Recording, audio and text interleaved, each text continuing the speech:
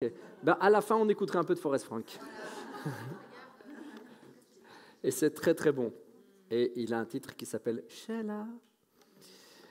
Donc, on continue dans les dons pour l'édification. Hein. Donc, on a vu les dons de parole, que j'ai appelé ça, pour l'enseignement, les dons de sagesse, les dons de révélation, donc la prophétie, les paroles de révélation, les paroles de connaissance, avec le ministère de prophète qui est énorme, énorme, énorme. Et puis, il y a ce que j'appelle, moi, personnellement, les dons communautaires, qui sont dans le but, et on va voir certains, qui sont dans le but de faire grandir la communauté. Donc, c'est toujours pour l'édification. C'est encore autre chose que les dons pour les œuvres. Oui, oui, oui.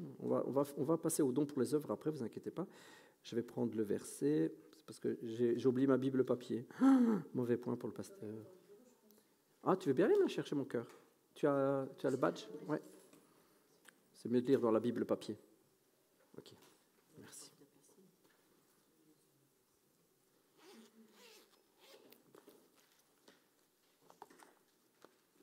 Comme ça, on peut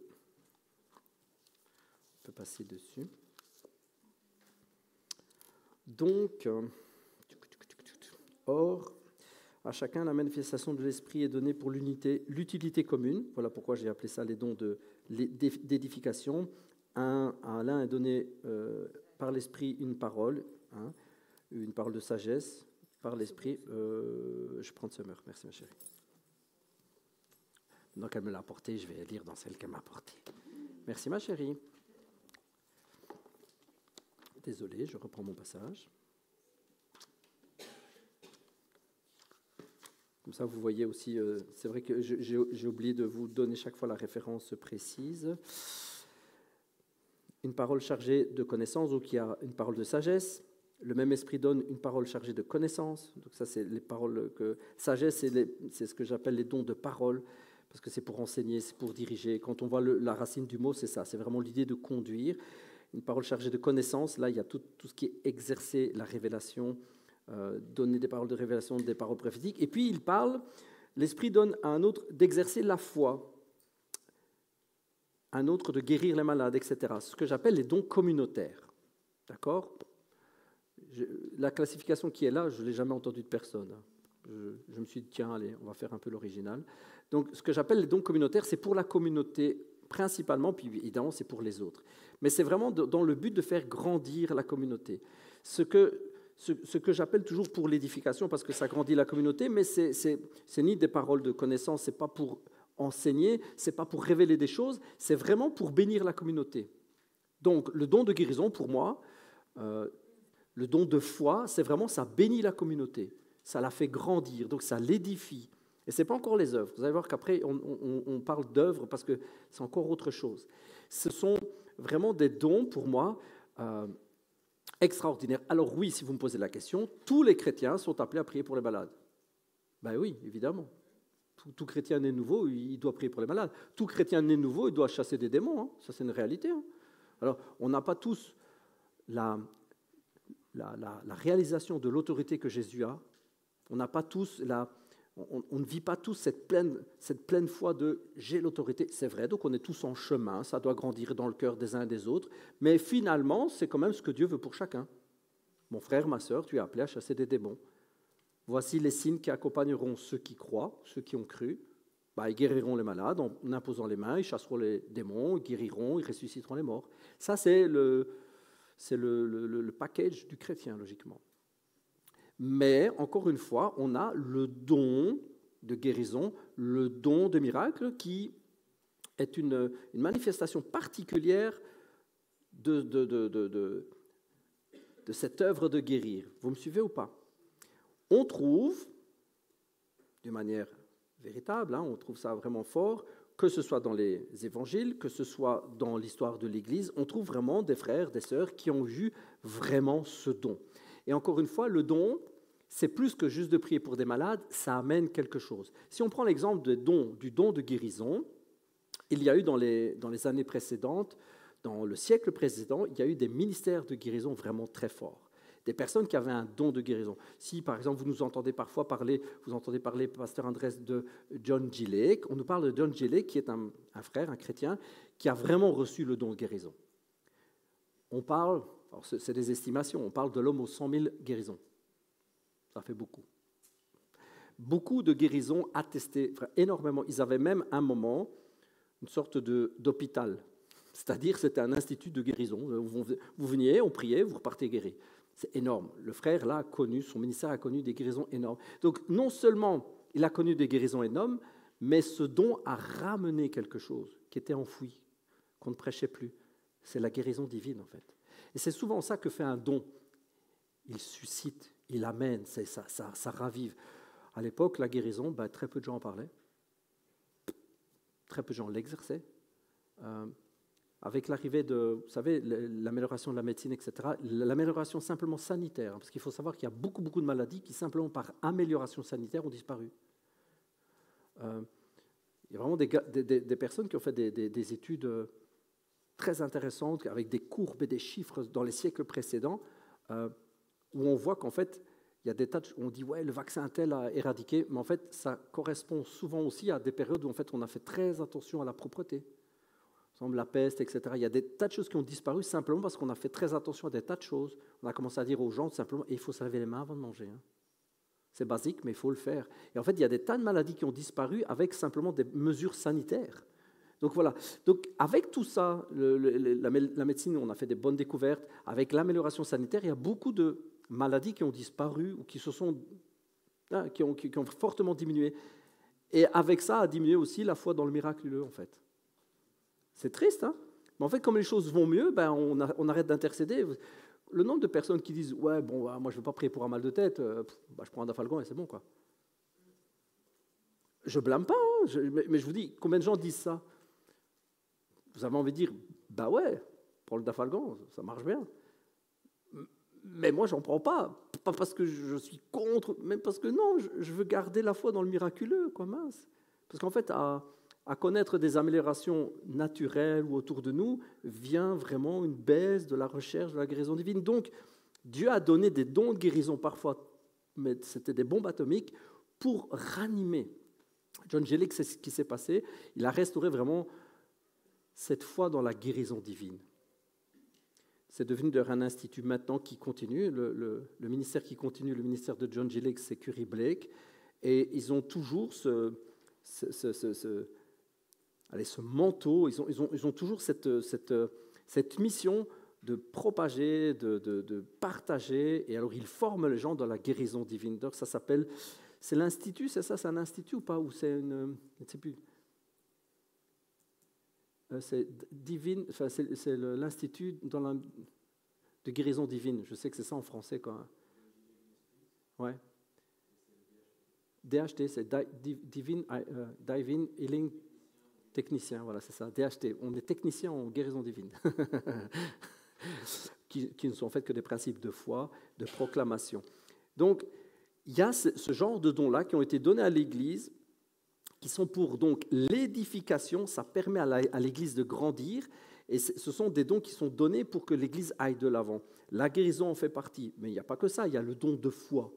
Vous savez, on est tous censés avoir la foi, vous êtes d'accord avec moi, mais il y a des personnes qui reçoivent, à des moments comme ça précis, des dons particuliers de foi. Ils ont des foi qui communiquent la foi. Ça, c'est très important. Et donc, je trouve que ces dons-là sont parfois fort délaissés parce qu'on dit tous les chrétiens sont appelés à prier, sont appelés à avoir des guérisons, amen. Et donc, on finit par dire, ouais, donc en fait, le don de guérison, on l'a un peu tous. Je ne suis pas d'accord. L'autorité pour guérir les malades, elle est sur le chrétien qui est rempli du Saint-Esprit. Pour moi, il n'y a pas de souci. Mais le don, il est là pour quelque chose en particulier. Il doit ranimer, raviver. Je prie que nous ayons au milieu de nous des dons de foi et des dons de guérison. Vous savez, les dons de foi, vraiment, les personnes qui sont capables de faire des pas de foi qui bouleversent tout le monde et qui emmènent tout le monde avec. J'ai lu comme ça, des témoignages, que ce soit de Reinhard Bonnke, que ce soit d'autres. J'ai lu des bouquins sur les réveils. Vous savez, vous lisez, et puis vous lisez le truc et vous dites, purée, la foi du gars, quoi. Et vous sentez que quand vous lisez ça, votre foi, vous, est travaillée. Vous avez déjà vécu ça? et ça vous booste. Et vous dites, le gars, c'est pas juste il s'est levé un matin en disant, ouais, je vais faire ça. Non, il a reçu un don de foi. Il a reçu ce don-là pour cette mission-là. Et ça vous booste. Je lisais, il n'y a pas encore si longtemps en arrière, il y a quelques années, je lisais Reinhard Bonnke qui va pour signer la commande de la plus grande tente jamais construite à l'époque. Une tente, donc pour les missions africaines, une tente qui pouvait, je pense, j'ai peur de dire une bêtise, mais il me semble que c'était 20 000 personnes. Je ne suis pas sûr. Donc c'est vraiment une tente énorme, avec plein de piquets, enfin, vous savez, c'est des pylônes, enfin, c'est un cirque, enfin, c'est énorme. Et quand il est allé signer le bon de commande, il n'avait pas d'argent. On parle d'une facture qui n'était pas 1 000 $. Hein. C'était des dizaines ou des centaines de milliers de dollars. Il avait pas, je pense que c'était des dizaines de milliers de dollars. Il n'avait pas l'argent. Et il y va par la foi. On ne peut pas se dire juste, ouais, le gars, il avait la foi. Vous ne pouvez pas vous dire ça. Il a tout risqué. Il a risqué sa vie, la vie de ses enfants. Je veux dire, il pouvait aller en prison. Je veux dire, à un moment, la banque va venir vous chercher, vendre vos meubles. Vous pouvez faire capoter tout votre ministère. Si après, imaginez, ça ne se passe pas, qu'est-ce qu'on va dire de vous? Ah ouais, fameux ministère qui a croulé à cause de ses dettes parce qu'il croyait que Dieu allait lui donner sa fameuse tente. Tiens, vous êtes cramé. Hein. Même pour vous personnellement, compliqué de se relever d'un truc pareil. Hein. Vous imaginez les questions, Seigneur, comment ça se fait? Il faut avoir un don particulier. Et je me souviens, je lisais son témoignage, je lui disais, il était en route pour aller à la banque et ils n'avaient pas d'argent.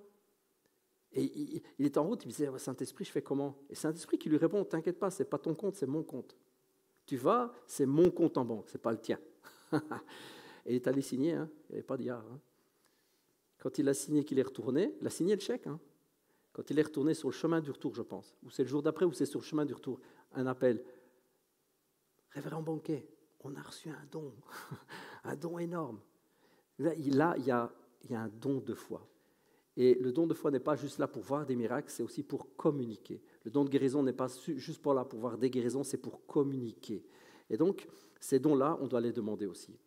Pour moi, ils font partie vraiment des dons d'édification pour la communauté.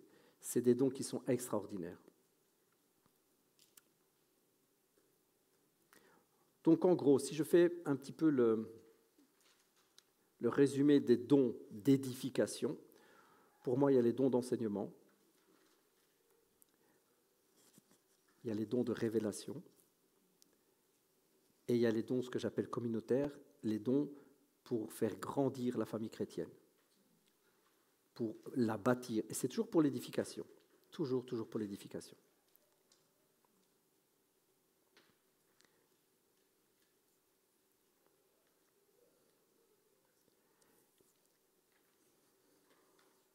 Je lisais il n'y a pas longtemps, mais je ne saurais plus vous dire de qui, je lisais, non, j'entendais, pardon.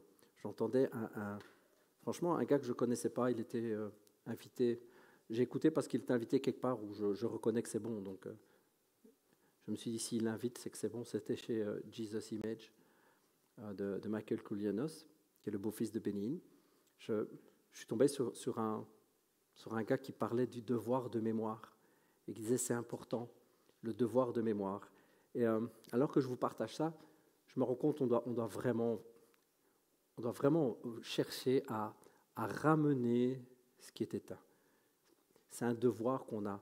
On ne peut pas rester sur nos acquis. On doit toujours chercher à ramener, à rappeler, à proclamer, à dire Seigneur, il y a plus. Et il partageait ce devoir qu'on a de toujours. J'étais vraiment touché par son message parce qu'il partageait cette idée. On ne doit pas se contenter, on doit aller chercher plus. Il n'y a jamais un moment où on doit se dire bon, ben ça va maintenant, ça va, on a ce qu'il faut. On a ce qu'il faut, mais il y a plus. Vous comprenez ce que je veux dire? On a tout ce qu'il faut, le Saint-Esprit est là, on a tout ce qu'il faut, mais il y a plus. Et dans les dons de miracles, de guérison, dans ces dons-là, dans les dons du Saint-Esprit, il y a des choses que Dieu veut ramener. Je suis convaincu qu'on est loin d'avoir tout vu. On est très très loin d'avoir tout vu, et je suis convaincu qu'il y a, et c'est de notre devoir de chercher, d'appeler, de faire ce devoir de mémoire en disant Seigneur, est-ce qu'il n'y a pas plus à aller chercher, Seigneur? Est-ce que dans les temps précédents, est-ce que dans les réveils précédents, est-ce qu'il n'y avait pas des choses que nous on a oubliées, qui sont passées à la trappe parce que simplement la théologie, parce que simplement la vie d'église? Vous voyez ce que je veux dire? Il y a quelque chose là. Et je pense que dans les dons là, il y a vraiment quelque chose. Dons de sagesse, dons de révélation et dons communautaires. On doit chercher ces dons pour que l'Église soit bâtie. grandissent. C'est les dons pour l'édification. C'est ce qu'il dit dans l'Épître. Il dit ça, c'est pour le bien commun. L'Esprit se manifeste d'une manière particulière en vue du bien commun. Voilà ce qu'il dit, chapitre 7, verset 7 du chapitre 12 de l'Épître aux Corinthiens. L'Esprit se manifeste d'une façon particulière en vue du bien commun. Il y a un bien commun et on doit demander, Seigneur, révèle-nous, montre-nous, ravive des dons. Il ne faut pas avoir peur de les demander. Comme je disais tout à l'heure, il ne faut pas avoir peur qu'on vive quelque chose de mauvais. Non, si on demande à Dieu du pain, il nous donnera du pain. Il ne va pas nous donner des cailloux. Et il y a, après les dons pour l'édification, il y a les dons pour les œuvres. Une partie complètement délaissée. Là, je vous parle par expérience parce que c'est quelque chose que j'ai délaissé pendant longtemps. Et merci Seigneur, Dieu nous le rappelle et on doit changer. Il y a les dons pour les œuvres qui sont délaissés parce qu'on a l'impression que ce n'est pas le Saint-Esprit qui agit. Il nous dit,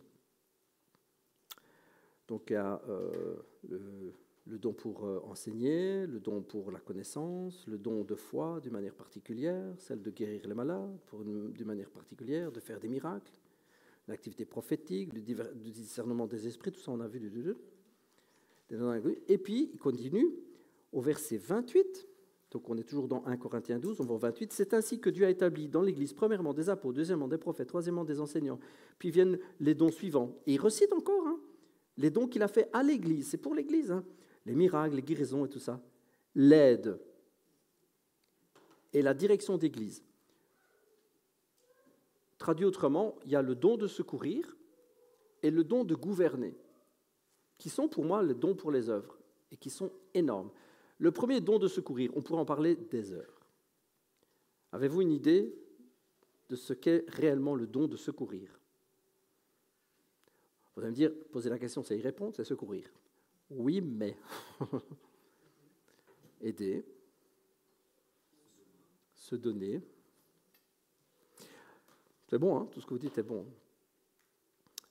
La grosse erreur, évidemment, c'est de passer ces dons-là au second plan, en disant ce n'est pas important. Ils sont tous importants. Le don de secourir, dans son étymologie, dans son terme, c'est littéralement le don de soi. C'est un don qui se donne et qui s'offre. Parce que le mot secourir, sa racine, donc c'est antilepsis, ça veut dire secourir et desservir.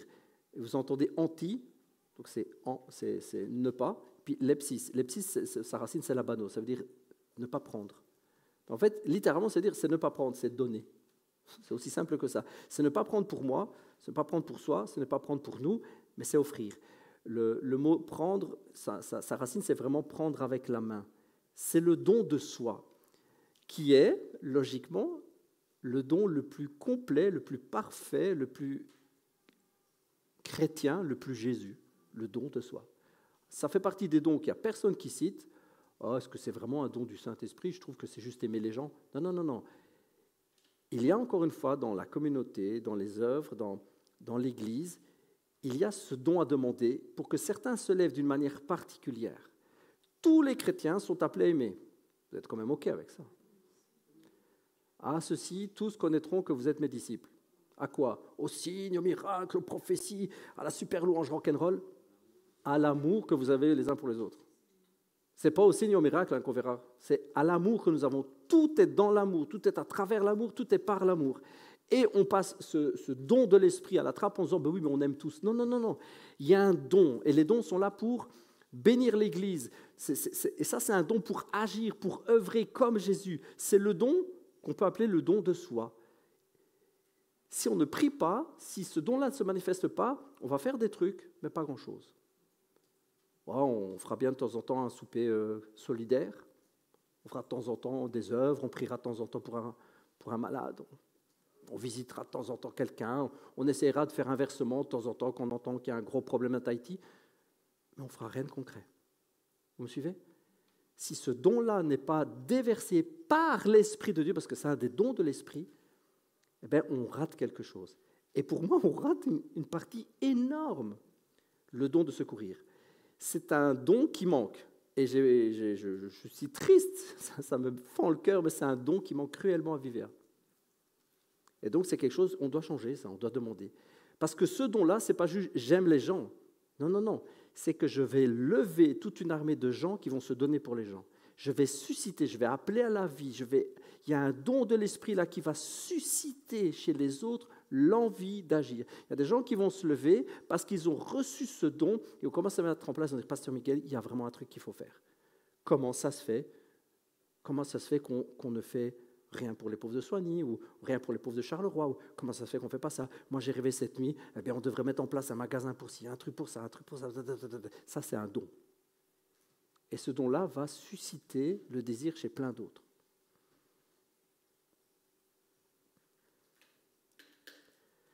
Nous ne sommes pas sauvés par les œuvres, vous êtes OK. Mais nous sommes sauvés pour agir. Donc nous devons faire les œuvres. C'est même, comprenez bien, c'est même d'une importance capitale. Parce que la Bible dit que Dieu a préparé des œuvres bonnes d'avance. Elles sont préparées. Donc si nous ne nous les accomplissons pas, qu'est-ce qui se passe? Nous jetons à la trappe ce que Dieu a prévu. Et donc c'est grave en fait. Souvent on se dit oui mais bon, soit tu sais, on ne peut pas tout faire. Oui mais on doit demander à Dieu. On doit chercher, on doit lui demander de déverser ces dons-là parce que nous sommes censés marcher dans les œuvres, puisque nous sommes transformés. Et nous devons abonder dans ce domaine. Nous devons être connus pour cela. Nous devons être connus pour nos bonnes œuvres. Nous devons être connus. Autant nous devons être connus parce que la gloire de Dieu est dans le lieu, parce qu'il y a des guérisons et des miracles, autant nous devons être connus pour les œuvres que nous faisons. Nous sommes censés être connus, Viva est censé être connu autour de nous, parce que plusieurs ont reçu un don de secours, un don d'aider, un don d'entraide. C'est dans leurs entrailles, ils vivent pour ça. Et on est censé avoir ça pour qu'eux se lèvent, mettent en place des trucs, mettent en place des associations, mettent en place des... On parlait encore il n'y a pas longtemps avec quelqu'un qui dit « Ouais, on pourrait avoir un petit magasin social, distribuer des choses. » Amen. On est censé avoir ça. Alors, dans le passé, pour ceux qui sont là depuis longtemps, on a essayé. Comme plein de choses à Vivea, on a essayé. Mais on a vécu 10 ans de formation. Hein. Marie, elle est là depuis longtemps, elle le sait. On a vécu 10 ans de formation. Qu'est-ce qu'on avait à cœur je me souviens qu'on a commencé, on était en maison. On était en réunion de maison, on était 10. On était 10 pélos à faire des sandwichs le samedi pour aller distribuer au SDF de Mons. Et moi, je rêvais, je disais, ouais, un jour, on aura des maisons de repos chrétiennes. Comme ça, les petits papis, mamies, eh bien, ils seront ensemble et ils loueront le Seigneur ensemble. Et puis, on aura des maisons pour les jeunes qui ont perdu leurs parents. On aura des centres de jeunes. Et puis, on aura des orphelinats, ouais. Et puis, on fera des rêves, en veux-tu, en voilà. Plein de rêves. Je dis, Seigneur, ouais, on va faire ça. Et quand on se partageait les idées qu'on avait, on était tous ça, ouais. Bon, après, on a eu 10 ans de formation où Dieu nous a dit, ouais, d'abord, je vais vous changer.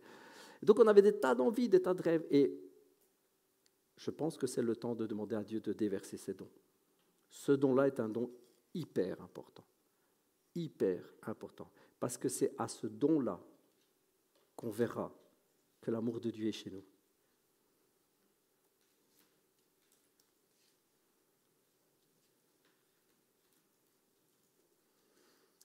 On ne peut vraiment pas, en tant que communauté, retirer cette partie-là de l'Évangile, qui est le don de soi. On ne peut pas. Sinon, nous délivrons un évangile qui n'est pas complet. Comme on ne peut pas juste aider les gens et ne pas leur parler de repentance. On ne peut pas. Sinon, on offre un évangile qui n'est pas complet. On doit être équilibré. On doit parler de l'évangile, on doit parler de l'amour de Jésus. Et si quelqu'un ne nous reçoit pas, on doit quand même le bénir. Et s'il aimerait juste un carton de lait parce qu'on a un magasin social, on lui donne son carton de lait. On s'en fout. Mais on doit lui parler de l'amour de Jésus. On ne peut pas juste lui taper une tape sur l'épaule en disant « on va prier pour toi », puis il dit « mais moi j'ai envie d'un carton de lait ». Oui, mais écoute, moi, tout ce que je fais, c'est prier pour les gens. Moi, tout ce que je fais, c'est prier pour les guérisons. Non, ce n'est pas ça l'Église. L'Église, c'est ça et les œuvres. Ce n'est pas que les œuvres. Ce n'est pas que la guérison. C'est tout ensemble. Vous me comprenez? Et c'est un don. Et pourquoi c'est un don? Eh bien, parce que c'est une action de l'esprit qui va susciter, qui va appeler à la vie des tas de choses autour. J'insiste vraiment, c'est un don et nous devons le demander. Tous les dons, on doit les demander. On doit dire, Seigneur, Nous devons abonder dans les dons. Seigneur, c'est une manifestation de l'Esprit d'une manière particulière. Il le faut. Dans les dons pour les œuvres, il y a aussi le don de gouverner ou de diriger ou de tenir l'Église. Ça paraît étonnant, mais c'est un don de l'Esprit. Ça peut paraître étonnant, on est toujours dans Corinthiens 12, 28. C'est un don délaissé, mais c'est hyper utile aussi. On a fait la louange pour les 2 soirées à IMG, c'était super. Et on a rencontré Marina. C'est Marina ? Elle m'a écrit d'ailleurs. Marissa. C'est Marissa ?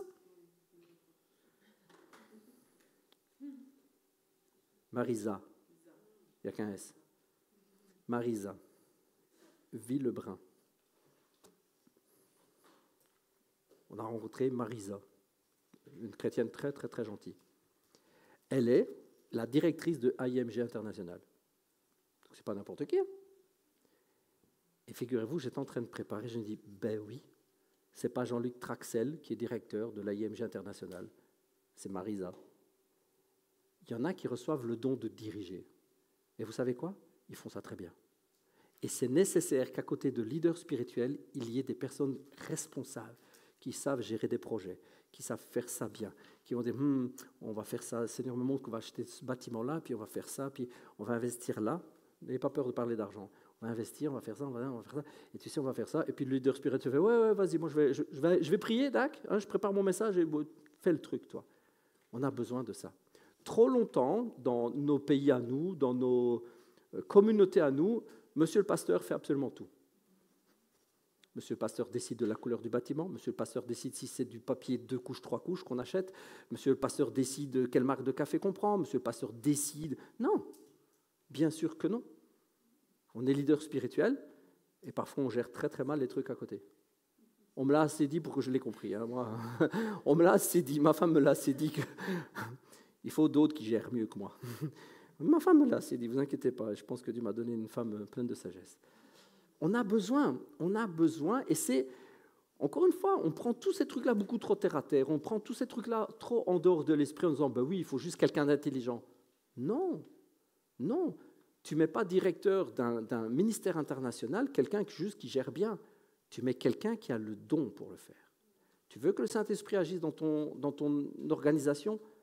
Il faut que ce soit par quelqu'un rempli de l'Esprit. Comment voulez-vous que le Saint-Esprit puisse agir si la première personne qui dirige le truc est anti-esprit ? Ça ne marche pas. Donc dans l'Église, nous avons besoin de ça. Encore une fois, il faut prier, il faut demander à Dieu.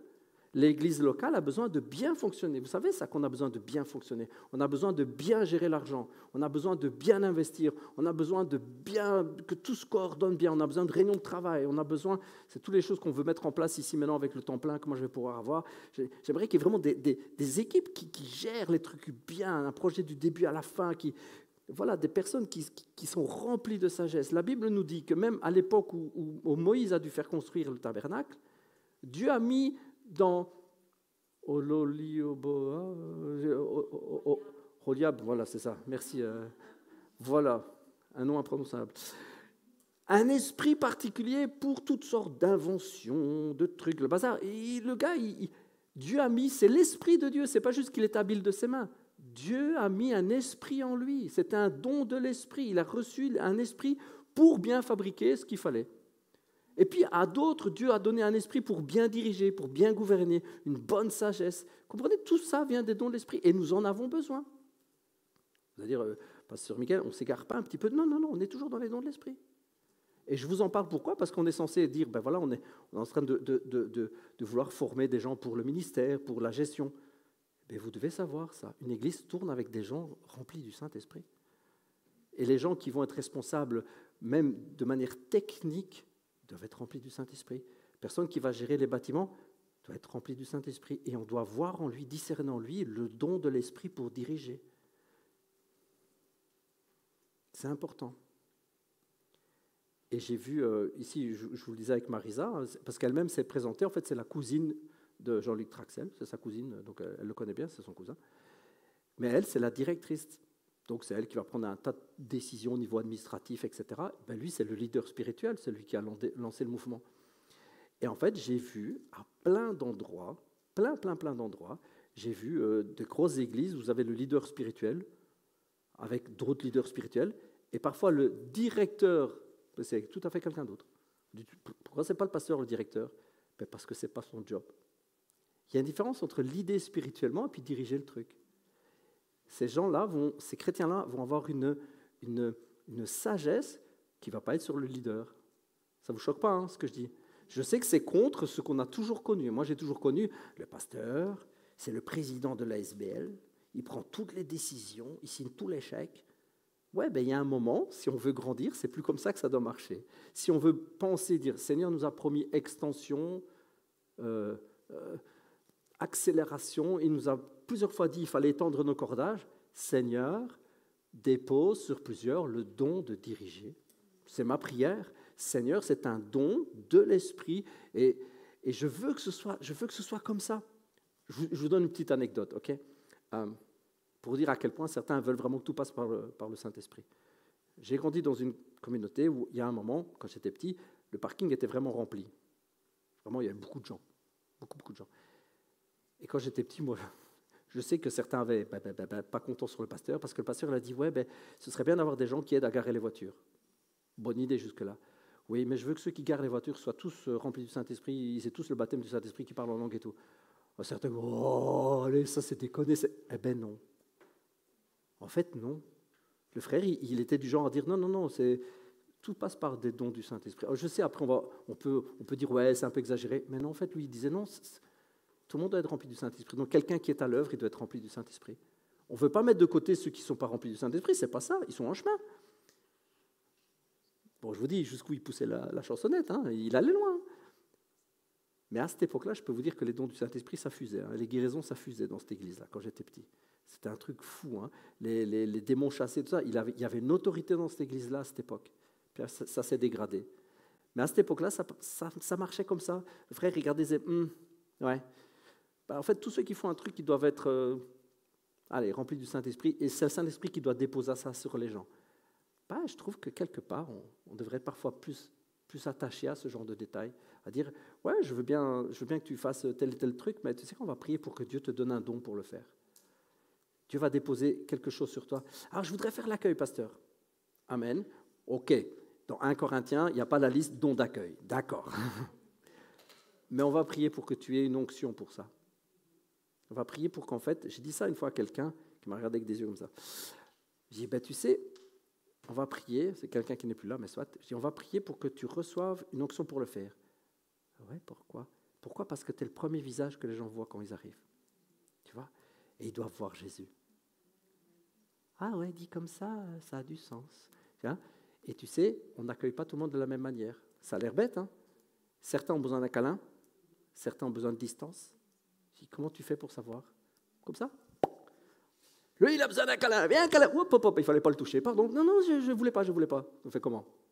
Il y a certains, ils ont besoin d'un gros câlin. Certains ont besoin d'une parole d'encouragement. Certains ont besoin d'un sourire. Certains ont besoin d'un peu de distance parce que ce jour-là, il ne faut pas les toucher. Ils sont super énervés, tu vois. Ils ont besoin d'un ça va et d'une distance. Comment tu fais si ce n'est par l'Esprit de Dieu? J'ai dit donc, oui, bien sûr, tu fais l'accueil. On va prier pour que tu aies un don pour le faire. OK, il n'y a pas un don d'accueil dans la liste Corinthiens. D'accord. Mais si tu veux le faire correctement, il faut le faire par un don d'esprit. Il faut que l'esprit soit donné. Il y a une mesure pour tout ce qu'on fait.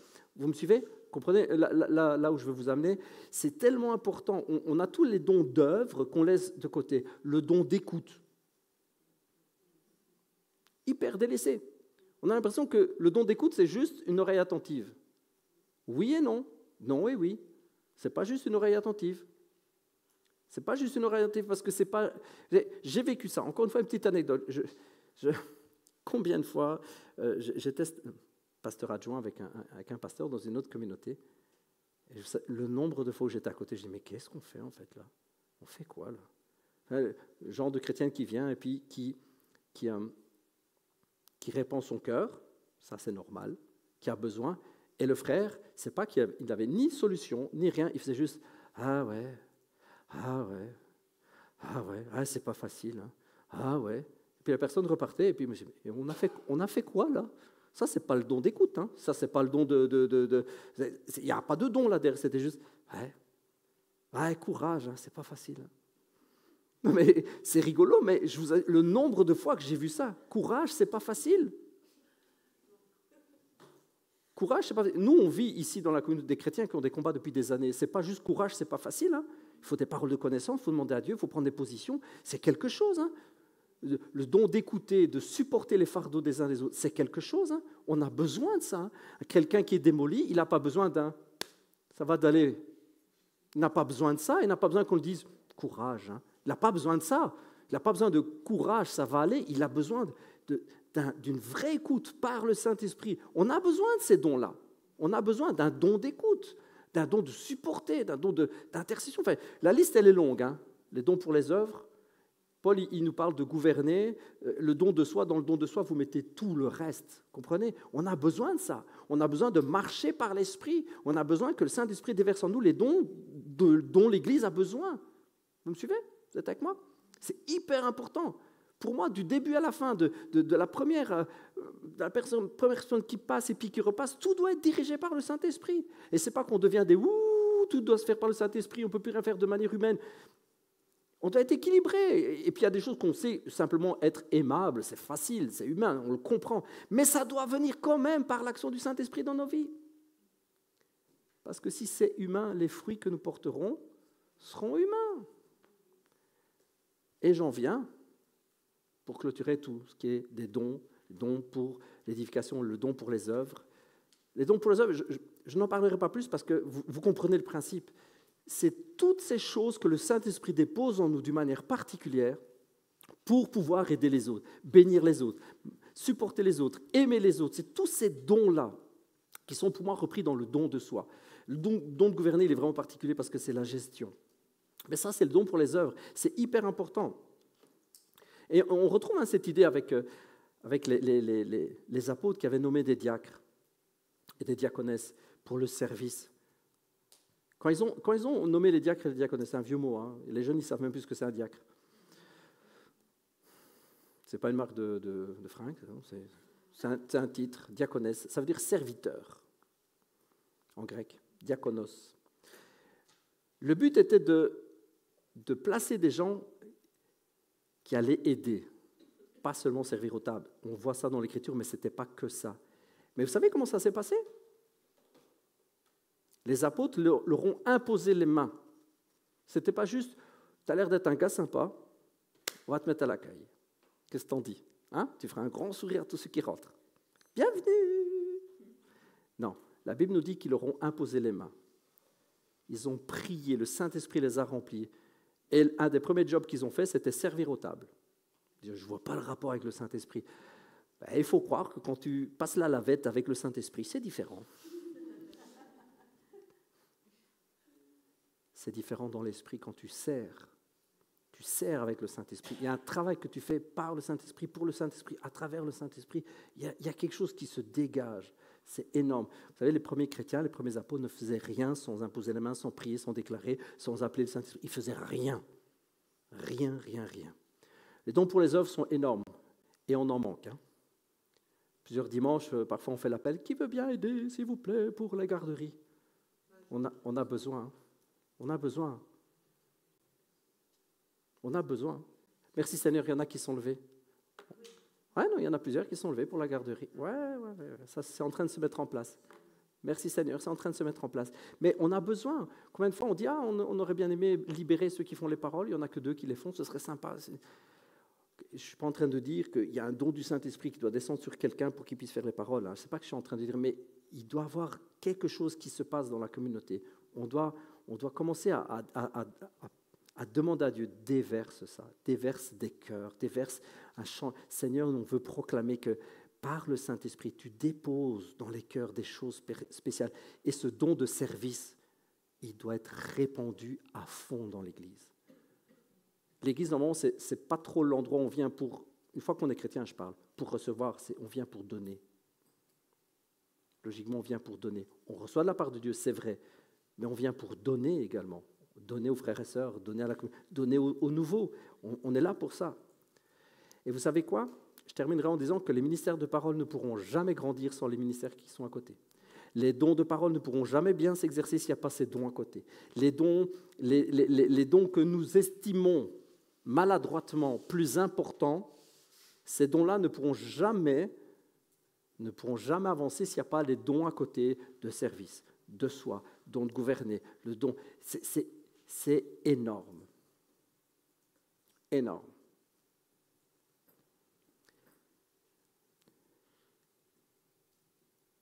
Et j'en viens à un point très important. J'espère que j'aurai le temps de tout faire. Qui est le fruit de l'Esprit, c'est-à-dire vraiment le Saint-Esprit qui agit en nous. Parce que Dieu veut déverser des dons, c'est vrai, mais il y a quelque chose que Dieu veut faire avant toute chose, et je ne pourrais pas parler des dons de l'Esprit sans parler du fruit de l'Esprit. Il y a cette œuvre que Dieu veut faire en nous, et ça, c'est vraiment quelque chose d'hyper important. Donc, je ne vais pas vous parler très longtemps, mais je vous en parle. On nous parle du fruit de l'Esprit. Paul nous en parle dans Galates, il dit, Galates 5, 22, « Le fruit de l'esprit, c'est l'amour, la joie, la paix, la patience, l'amabilité, la bonté, la fidélité, la douceur et la maîtrise de soi. » On a vraiment un gros défaut, et je me mets dans le tas, on a un gros défaut. Je lis ça, et on a un gros défaut, c'est de limiter le fruit de l'esprit à ça, en fait. On dit, bah oui, c'est ça. C'est tout ça, c'est toute l'action de l'esprit en nous. Et toutes ces choses en font partie, mais l'amour, ce n'est pas juste j'ai de l'amour pour les gens, c'est tellement plus profond. Mais l'image, elle est claire, en tout cas. Même si on ne s'amuse pas à vouloir décortiquer à chaque fois ce qu'est l'amour, ce qu'est la joie, ce qu'est la patience, ce qu'est la paix, je ne vais pas faire ça aujourd'hui. Mais je vous parle du principe de la nouvelle naissance, recevoir le Saint-Esprit, marcher dans les dons, les demander pour que Dieu puisse se déverser, pour que l'Église puisse grandir, puisque le ministère puisse encore travailler. Ces dons-là, tous ces dons de service, etc. Oui, mais il y a aussi ce point important, c'est l'Esprit qui agit en chacun de nous, le fruit de l'Esprit. L'image est très simple, hein. C'est une branche qui porte des fruits. Plus simple que ça, hein. Une branche qui porte des fruits. Jésus dit qu'il est le cep, c'est-à-dire le pied de vigne, il est la vigne, et que nous en sommes les sarments, nous sommes les branches. Vous connaissez ce passage, Jean 15. Et il dit que celui qui reste attaché, qui demeure, il porte du fruit. Et il rajoute, parce que sans moi, vous ne pouvez rien faire. On a besoin de ça. On a besoin que les dons du Saint-Esprit soient déversés, mais on a besoin de vivre, nous, le fruit de l'Esprit en permanence. Tout le fruit de l'Esprit, pas juste un. Et d'ailleurs, je pense personnellement que c'est pour ça que Paul dit le fruit et pas les fruits. Parce que certains pourraient dire, oui, moi j'ai un peu plus de ça, moi j'ai un peu plus de ça. Non, c'est le fruit. Le package, c'est le fruit.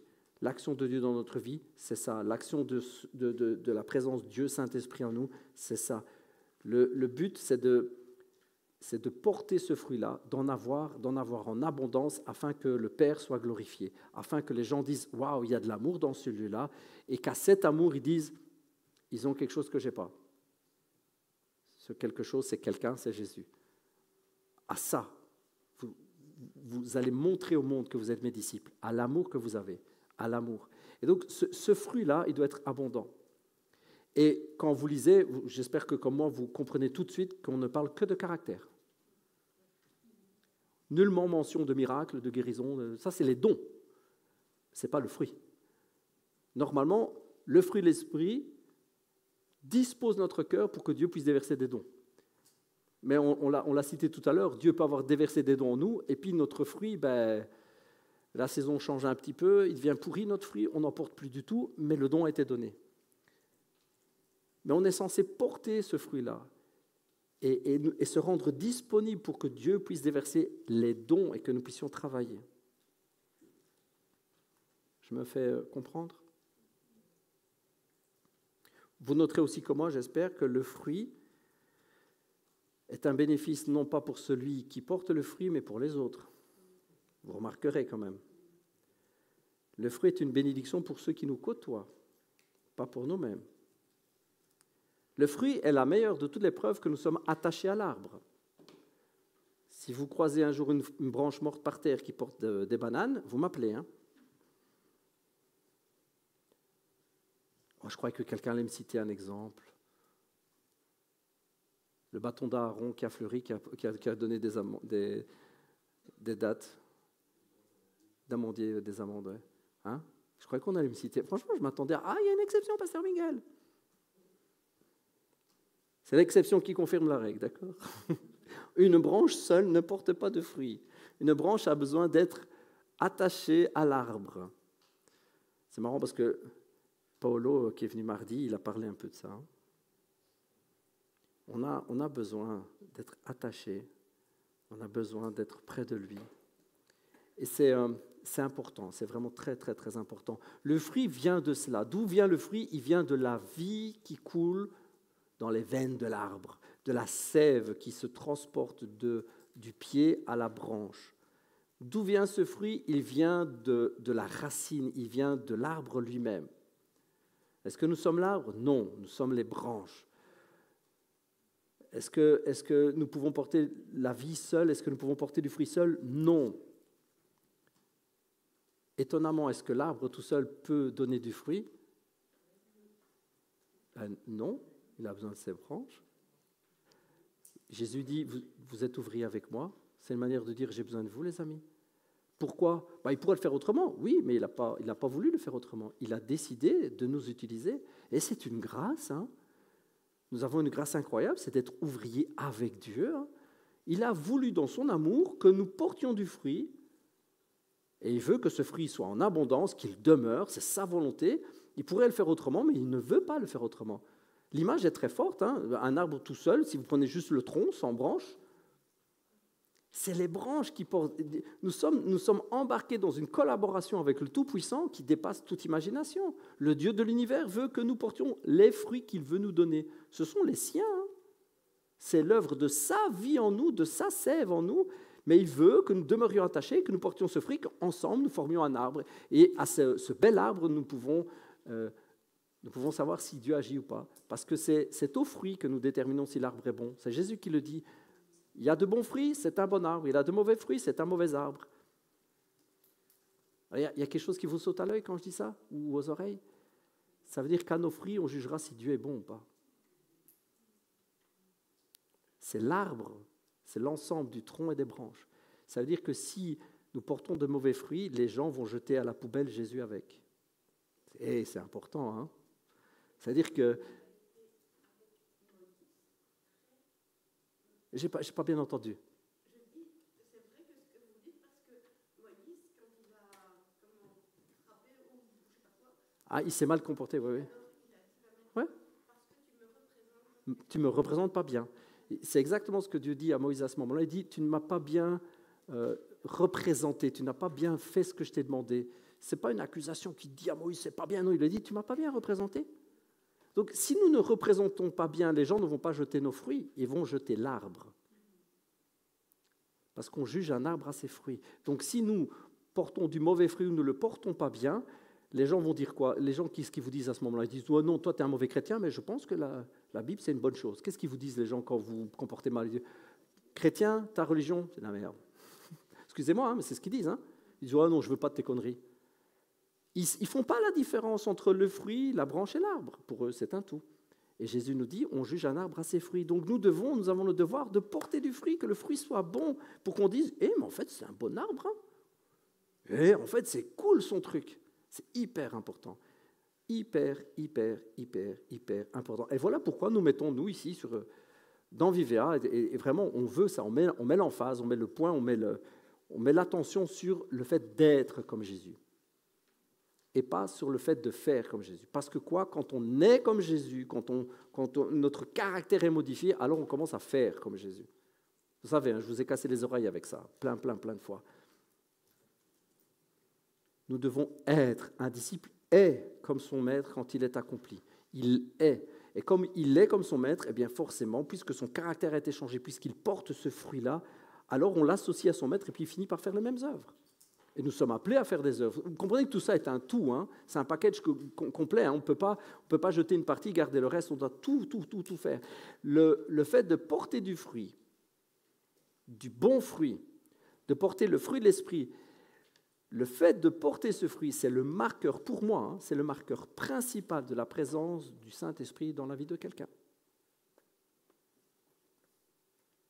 À l'heure actuelle de ma vie, dans la saison que je vis là actuelle, je ne me fie pas au fait que le gars dit « Fire in the name of Jesus » et que les gens tombent par terre.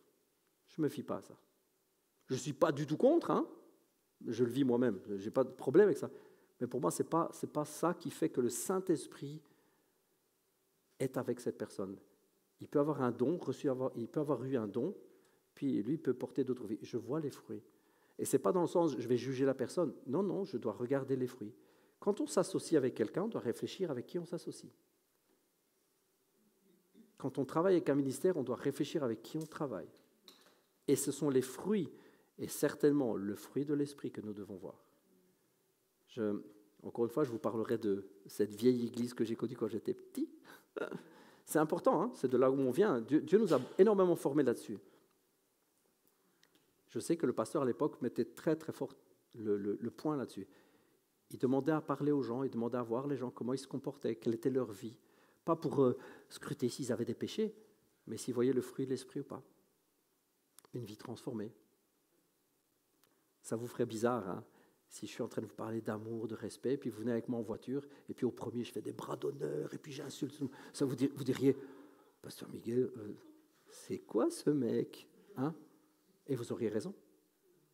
Vous pourriez dire, ouais, mais non, ouais, bon, des fois, il est un peu nerveux, mais quelle puissance, quelle onction. Mais non, non, non. Si quand tu roules, tu fais des bras d'honneur à tous ceux qui te font une queue de poisson, rentre à la maison, mets-toi à genoux, Seigneur, aide-moi à porter du fruit. Avant de lui demander les signes, les miracles et les prophéties, demande à porter du fruit. Seigneur, transforme mon cœur. Si au boulot, tu es connu pour être le gars insupportable, la femme insupportable à qui on ne peut jamais rien dire, va te remettre à genoux un petit peu, je pense que ça manque. Demande à Dieu de te changer. Si tu es connu comme quelqu'un qui, ça c'est, vous savez, le collègue en or, là, tout le monde dit, c'est un chou celui-là. Ça c'est, il a quelque chose que les autres n'ont pas. Amen, tu portes du fruit. Et c'est à ça qu'on voit. C'est à ça qu'on voit. Moi, j'ai parfois été étonné parce que bon, je ne me suis jamais estimé quelqu'un de très gentil, de très calme, très soupolé. Je me suis toujours vu comme ça. Puis j'ai été étonné d'entendre que les autres disent « Ouais, mais toi, non, je sais pas, toi, on peut tout dire. » Purée, tout me dire à moi, certainement pas, je ne supporte pas grand-chose. Si, puis, enfin, tu sais, tous ces petits détails, ces petits trucs, non. Et puis les collègues finissent par dire « Ouais, alors là, tu rends gloire à Dieu. » Tu dis « Ok, donc en fait, malgré mon caractère qui n'est pas génial, il y a un fruit qui demeure et qui se voit. Et ce fruit-là, en fait, ce n'est pas moi, vraiment. Je peux dire, ce n'est pas moi. Combien de fois j'ai dit à des gens qui disent « Ouais, mais toi, tu es vraiment trop gentil. » Je dis « Hop. Je ne suis pas trop gentil du tout. » Je dis « Mais par contre, je porte en moi celui qui est vraiment très, très, très, très gentil. » On recevait à la maison, il n'y a pas si longtemps encore, le couple de référents qui... Enfin, ce sont les référents de la fille qu'on est famille d'accueil pour elle. Enfin, on n'est pas famille d'accueil officiellement, mais bon, soit. On la reçoit à la maison. Vous voyez de qui je parle, la petite Inaya. Hein. Et on recevait, Déborah était avec moi, enfin, on recevait, puis on papotait, puis à un moment, le gars, il dit comme ça, il dit « Oh purée, il dit, si tous les enfants pouvaient tomber sur des familles comme vous. » Et on dit « Bah ouais, on fait du mieux qu'on peut. » Mais il dit « Non, mais vous ne vous rendez pas compte. » Il dit « La chance. » Il dit « Oui, la chance, entre guillemets, qu'elle a. Il dit, dans son malheur, la chance qu'elle est tombée sur vous. » Il dit « Mais, oh purée. » Il le dit une fois ou deux. Puis à la deuxième fois, je dis « Il faut qu'on vous dise un truc. » Parce que moi, je n'aime pas qu'on dise « Vous êtes gentil, vous êtes gentil. » La gloire doit revenir à Jésus. En fait, on a un truc que les autres n'ont peut-être pas. Sinon, on a l'évangile. On est chrétien. Ah, ouais, en fait, je ne pense pas qu'on est des gens meilleurs que les autres, mais on a Jésus. Et donc, en fait, l'amour que vous ressentez, c'est Jésus. Jésus est dans la maison. Et puis, on a commencé à témoigner. Il s'est avéré que le gars, son tonton est pasteur. Et donc, en fait, on a commencé à parler de tout ça. Puis, c'est ça qu'il y avait. Il y avait un truc chez vous. Ben ouais, c'est Jésus. Comprenez, il doit avoir un fruit à nous. Hein. On doit porter du fruit. Le gars dit, waouh, quelle chance. Puis en fait, après, non, ce n'est pas de la chance. On a Jésus. Donc, si toutes les familles avaient Jésus, oh, que le monde serait beau. Et donc, ce fruit-là, il doit être présent. Je ne dis pas ça pour dire je parle des exemples que je connais. Hein. J'espère et je veux croire, avec beaucoup d'espérance, mais je veux croire que vous vivez les mêmes choses, qu'on dit de vous, il y a quelque chose dans ta maison, il y a quelque chose dans ta famille, il y a quelque chose dans ton couple. Amen. C'est quelque chose qui doit se voir. Le fruit de l'esprit, c'est extraordinaire. On doit le porter. Alors, comment augmenter ce fruit ?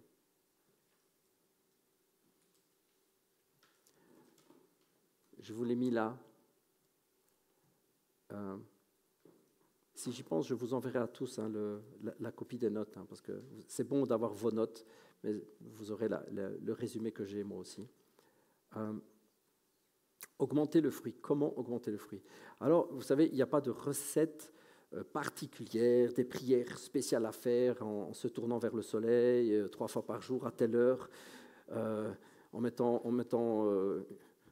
les pieds nus dans vos pantoufles. Il n'y a pas de recette comme ça.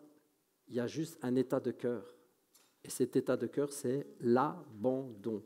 Seigneur, agis en moi. That's it. Seigneur, fais ton œuvre en moi. Je te laisse faire. En fait, la branche, je ne vous apprends rien de particulier, mais la branche n'a rien à faire. Mais elle doit juste laisser la vie passer. Si la branche pouvait bouger d'elle-même, et qu'elle se faisait des nœuds, là, vous savez, ou si un ennemi extérieur vient mettre, vous savez, des fois on met des trucs pour tenir les tiges, là. Vous avez déjà vu des arbres où on l'a oublié, des tuteurs, et parfois on met un cerclage, et puis vous avez déjà vu où on oublie, où l'écorce se met autour, et ça étrangle, et puis on sait que la sève, elle passe moins bien. Vous savez, toutes les actions extérieures qu'on peut faire, il faut faire très attention, parce que la plupart du temps, il ne vaut mieux rien faire du tout. Il faut laisser la branche vivre sa petite vie, et il faut que cette branche, elle se laisse faire. Si on pouvait demander à la branche, dis, tu fais quoi pour porter du fruit? Elle te dirait, rien du tout. Mais par contre, je sens la vie qui vient en moi par l'arbre, et ben, je me laisse traverser par cette vie. Moi, je ne fais rien, mais je laisse cette vie en moi. Je laisse cette vie. C'est l'abandon. Pasteur Paulo, il parlait mardi quand il était là, il dit, et parfois, ben, suivant les saisons, Dieu doit couper la branche pour qu'elle repousse. On sait qu'il y a des saisons, etc. Et il parlait de ça, de l'abandon. Il faut accepter les tailles, il faut accepter les saisons, il faut accepter les temps. L'abandon passe souvent par des petites choses que Dieu nous fait remarquer et que nous devons laisser, déposer. Un des meilleurs endroits pour apprendre à vivre l'abandon, à accepter, un des meilleurs endroits, ça commence souvent par là, c'est la famille.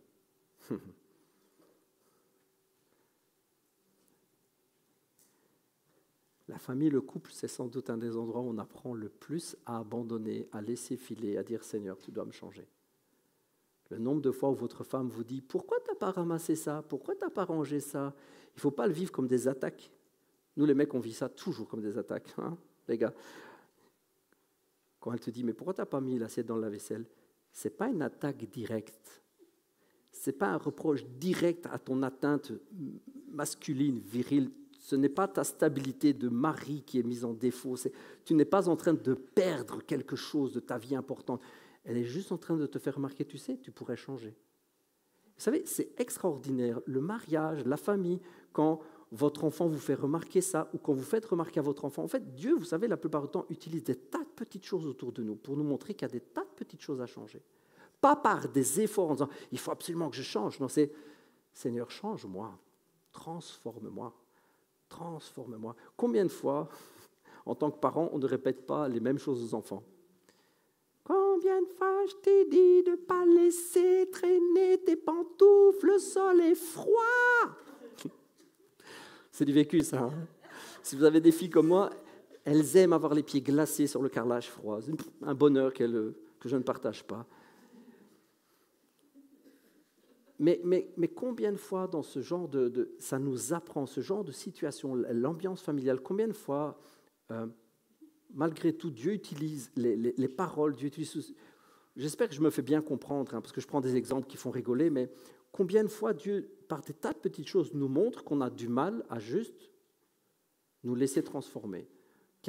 Combien de fois Dieu nous révèle par des tas de petits événements qu'il y a des traits de caractère qu'il faut encore changer pour que ce fruit soit abondant.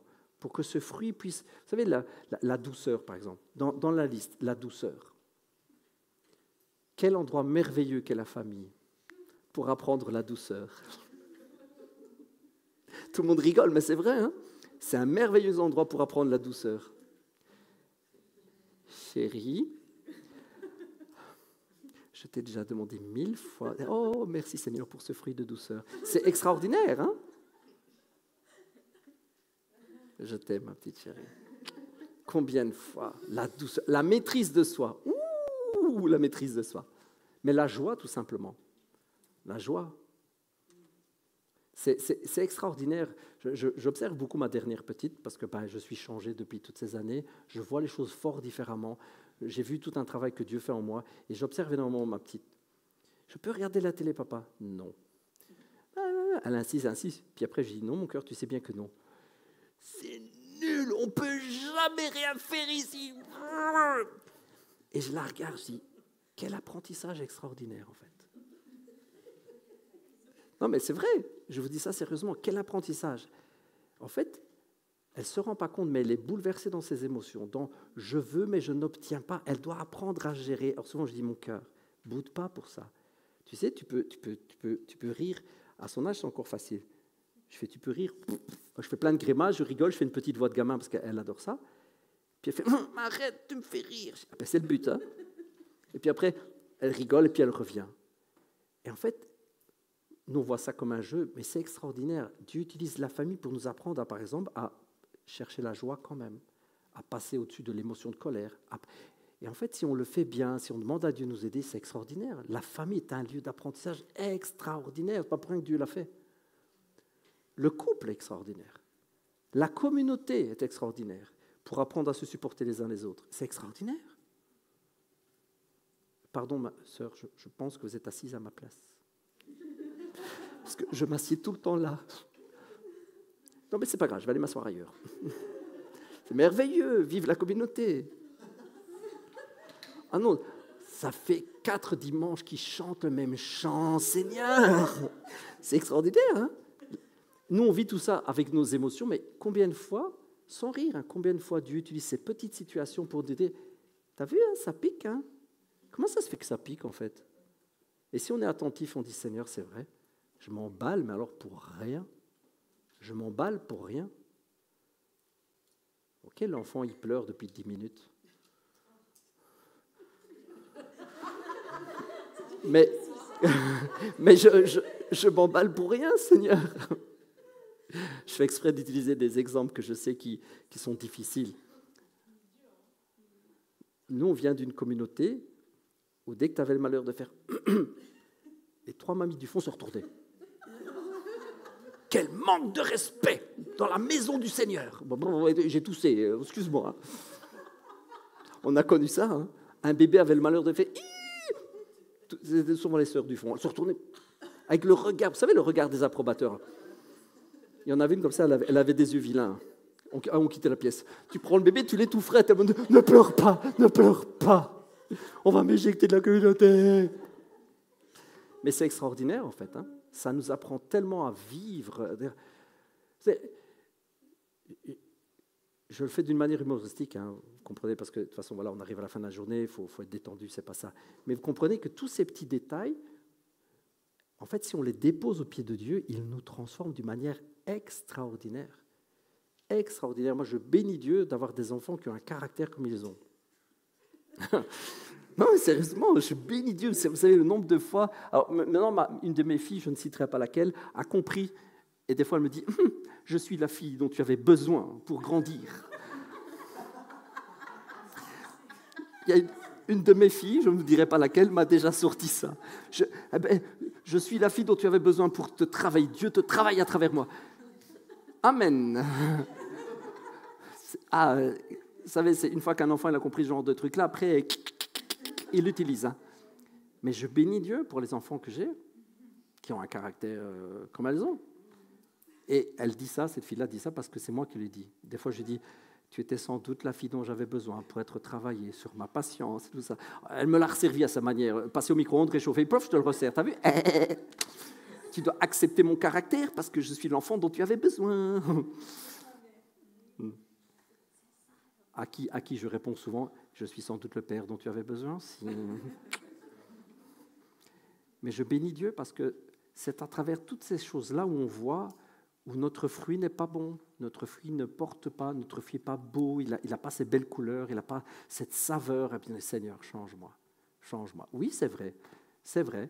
Si Dieu a placé mon enfant dans ma famille, si je suis moi son géniteur, humain. Si cette âme-là, ce caractère est arrivé dans ma maison à cette époque, Dieu est au contrôle, il sait ce qu'il fait. Donc si c'est arrivé comme ça, ben, c'est que j'avais besoin de ça. Donc j'avais besoin d'avoir parfois des enfants qui m'envoient des trucs au visage. Et j'ai besoin de ça. J'ai besoin parce que ça révèle, je le dis autrement, là où tu as envie de t'énerver, ça révèle la faille. Là où ça fait mal, tu dis, oh, ça m'énerve. Si tu sais t'arrêter à ce moment-là, dire, comment ça se fait que je m'énerve?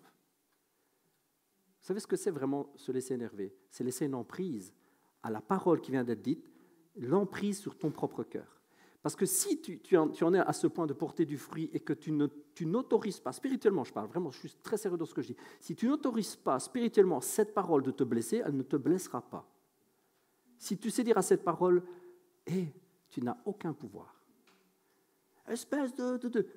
Tu n'as aucun pouvoir. Moi, il m'est déjà arrivé à des gens dire, oui, je ne suis pas ça. Vous savez, ça calme l'histoire. Hein. Tu es vraiment con. Ah non, ça, je refuse cette parole, je ne le suis pas. Je ne suis pas con.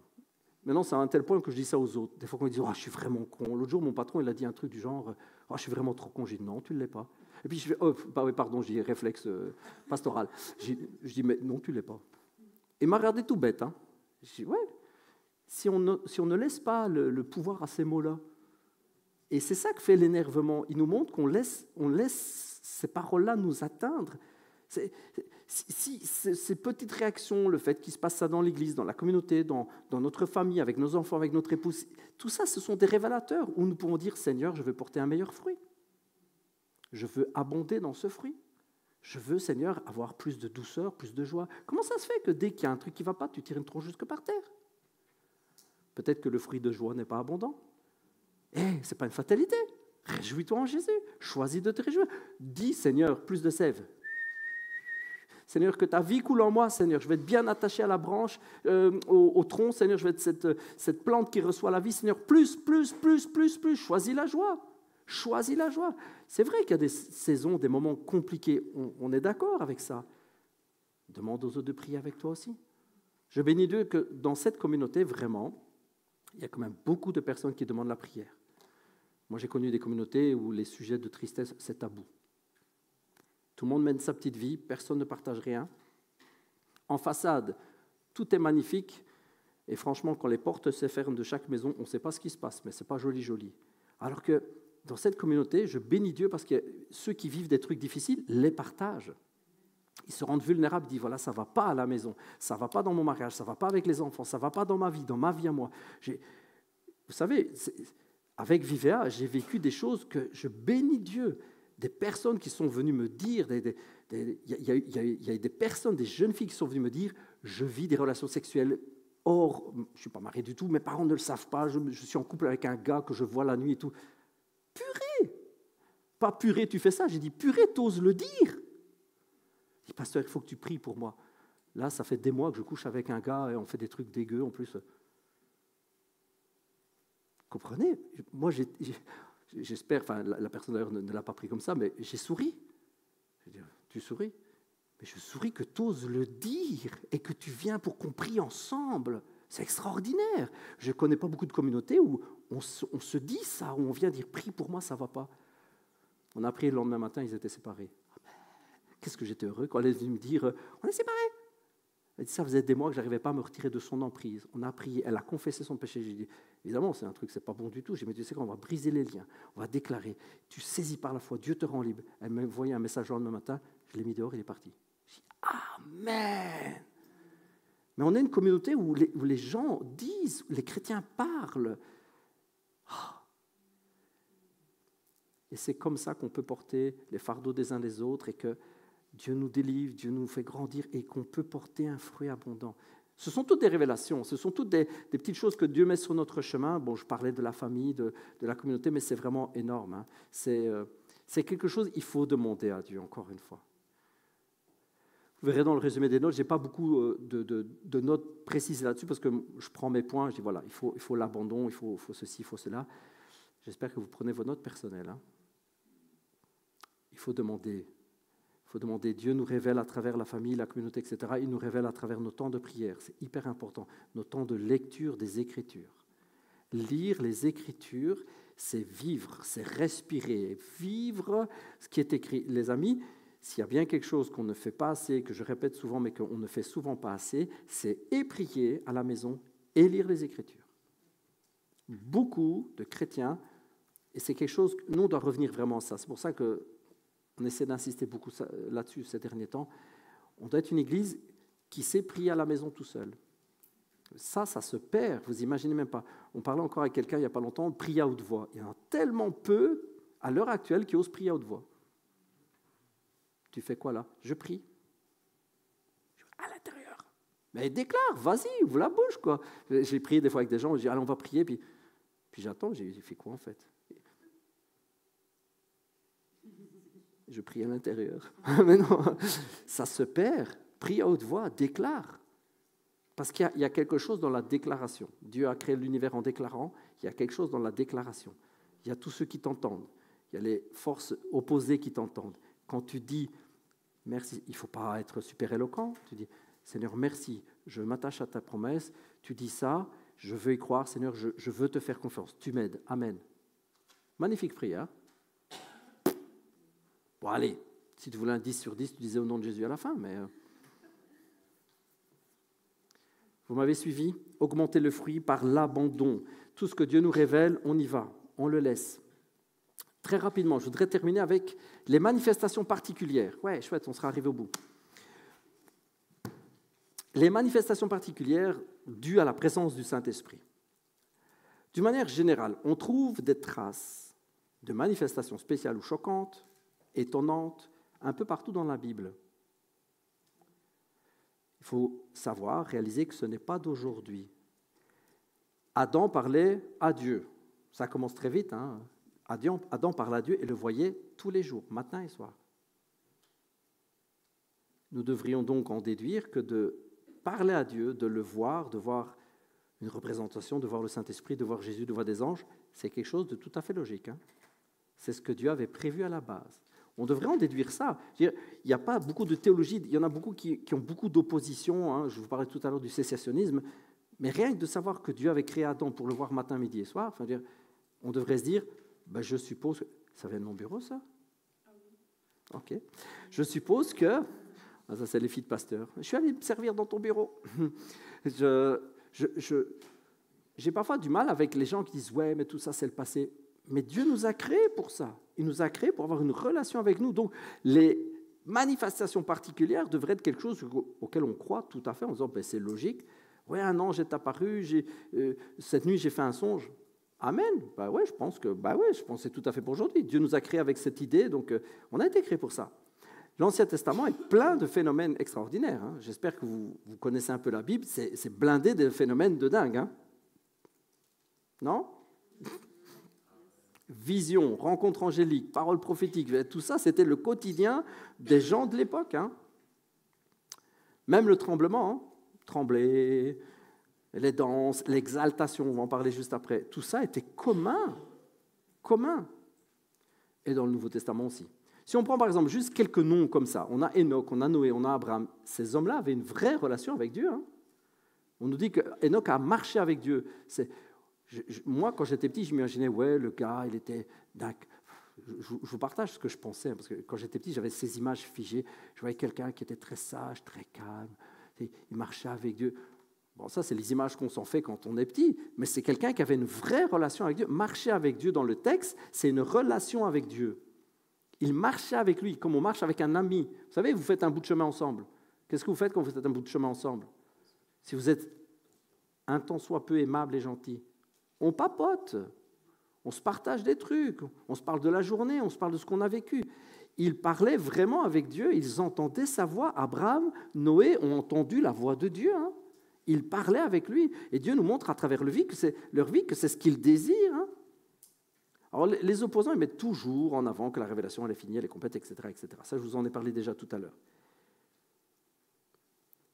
Mais croire que Dieu ne veut plus parler aujourd'hui, croire que des manifestations particulières, ça n'existe plus, mais ça revient à dire que Dieu a changé. En fait, je vais vous dire ce que je pense vraiment, d'accord? Aujourd'hui, dire Dieu ne guérit plus, aujourd'hui, dire Dieu ne donne plus de prophétie, dire aujourd'hui Dieu ne donne plus de vision, c'est changer la personne de Dieu. Moi, ça c'est de l'ordre du blasphème, personnellement. Changer la nature de Dieu, changer son nom, pour moi, c'est un truc interdit. Je vous dis ce que je pense. Quelqu'un qui dit Dieu ne guérit plus, ça veut dire que, donc Dieu n'est plus Yahvé Rapha. Tu es en train de me dire que tu t'autorises le droit de supprimer un des noms de Dieu de la Bible. Dit comme ça, vous ne trouvez pas que c'est un petit peu grave? Moi, je ne crois pas que Dieu guérit aujourd'hui. Tu es en train de me dire que tu supprimes Yahvé Rapha de la liste? De quel droit tu fais ça? Moi, c'est de l'ordre du blasphème. Je vous dis ce que je pense. Je ne dis pas ça à quelqu'un qui est cessationniste. Je ne lui dis pas « blasphémateur !» Je ne dis pas ça comme ça. Mais pour moi, c'est de l'ordre du blasphème. Dire « ouais, mais Dieu ne se révèle plus aujourd'hui », tu es en train de me dire que le Dieu qui veut une relation avec l'être humain ne veut plus de relation avec l'être humain. Tu es en train de me dire, c'est grave, c'est très grave pour moi, c'est tout à fait normal. Dans l'Ancien Testament, je vous ai pris par exemple les moments d'exaltation. On va juste voir ça rapidement. Ce qu'on appelle les moments d'exaltation. C'est traduit comme ça dans la Nouvelle Bible Semeur.